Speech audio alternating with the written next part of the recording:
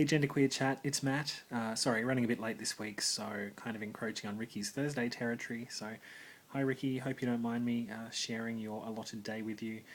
Um, this week's topic is gendered terms of endearment. So, how do you deal with affectionate slash pet names and/or compliments that may have a gendered connotation, and which do you prefer? So yeah, this is something I've been thinking about a little bit lately in regards to the kind of language that we use to describe or to convey a sense of appreciation towards somebody, and how that language can and by nature probably traditionally and historically does have some degree of gendered connotation or meaning attached or associated with it. Yeah, so particularly in sort of closer relationships, like if you're in a relationship with somebody or somebody that you're interested in, or maybe a closer relationship with a friend or a family member,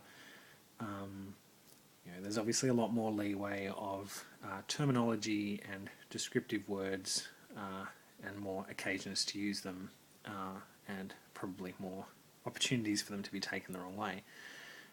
So I guess the kind of terminology that I would like used towards and in reference to me would be terms and words and names that I would consider to not particularly have too much of a gendered kind of slant to them. And that's kind of something that could be taken either way anyway, because one person's idea or definition or attached meaning of a particular word may be completely different to somebody else's. But yeah, for me personally, I prefer words that I personally don't feel has that gendered connotation, and for me that means specifically that they're terms that don't objectify my male physicality, or draw attention, or point out things about my character or personality that people may perceive or are perceiving in a stereotypically male way. Yeah, it's difficult though, because I mean, like pronouns for somebody who's genderqueer or non-binary, unless you have those conversations with people and educate the people around you of how you want to be addressed, what you want to be called, how you want to be seen and referred to and respected as, most likely people, by the very nature of how we operate, are going to go based on physical appearance alone. So for somebody like me who presents 99.99% male-ish in most people's eyes, 99.99% of the time people are going to use terms and names and descriptive things and whatever towards me that have some kind of masculine quality or attribute, most of the time. But yeah, and that's stuff that I'm not really happy with, but it's one of those situations, like how annoyed do you get at it? Like Andrea said in her video, if somebody gives you a compliment, it's a compliment, and you shouldn't really turn that down. So even if somebody was to say something that objectified me as male, as long as I believe that they meant that it was coming from a good place, they meant it genuinely, they were just maybe not aware of how I identified, or slightly ignorant to the fact that there are genders out there other than male or female,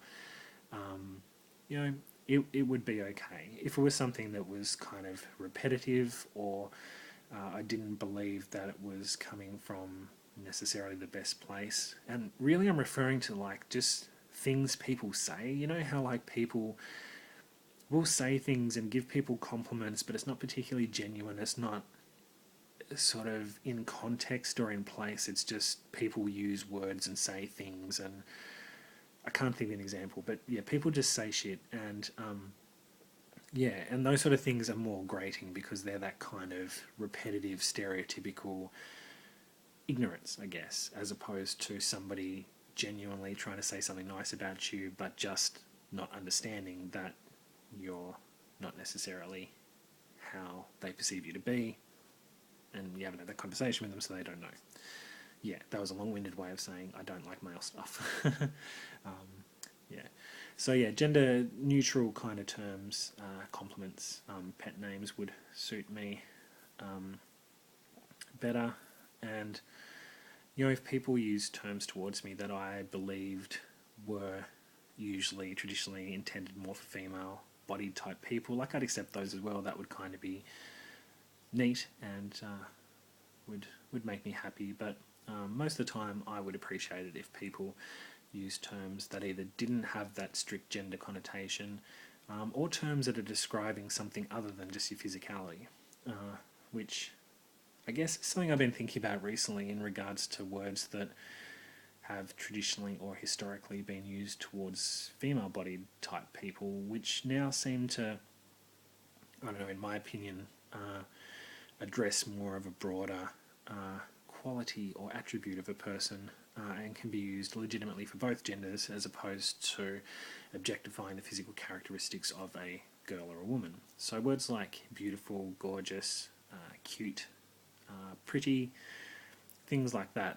I've kind of been thinking of those, and they're like, fairy tales and storybooks and stuff. Like, they're the words that generally get used towards a female body type person, and are generally looking at their physical appearance and recognizing or referring to a physical characteristic.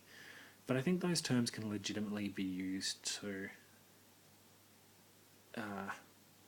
convey an appreciation for a person's personality traits or qualities. Like, you can be a beautiful person, like you can see someone's inner beauty. You can be gorgeous without necessarily being outwardly physically attractive. You can be cute. A person can be cute without having to be, an 8-year-old blonde girl with pigtails. Those sort of terms I think may have started like from a gendered place, but I think can now legitimately be used for males, females, or people who don't identify as either, or people who identify as both. And it's really maybe referring to something broader and something better about the person than just physicality, which is kind of weird, because when you're talking about terms that are traditionally used for male people, I don't think those words have that same evolution yet. So words like handsome, rugged, strapping, I can't think of any other off the top of my head, like, they're still kind of objectifying male physicality bodies, and that's kind of a weird thing. But that's what I've been thinking about lately. So, but any of those terms that I believe are addressing something inside as opposed to outside are good for me. And in that way, like, when you're talking about close relationships with people, or someone you may be in a relationship with or have a crush on, or want to express that you feel something strongly about them or affectionate towards them, like, those sort of terms are really good, and generally the person's going to be using them in a really genuine, honest, meaningful way, and it would be very hard to take offence to any of that sort of stuff. And so for me personally, any word anyone wanted to throw at me that I believed came from a good place would be okay with me. In regards to pet names and things, kind of the same thing. I can't think of any off the top of my head. I think for somebody to use a pet name for you, you'd have to be have a pretty close relationship. So I think if that was the case, most of the names that are going to be used are going to be fine. I guess nicknames or kind of slang terms that people use, again, just what people say, the dumb shit people say. I'm not cool with a lot of that stuff. Like, I hate being called masculine kind of terms like mate, or these are probably Australian ones: mate, cobber, buddy, bloke, stuff like that. Really irks me. Really, I don't like it. And once again, it's just somebody reacting from your physical appearance, not knowing any better, slightly ignorant, based on the culture and language of the day.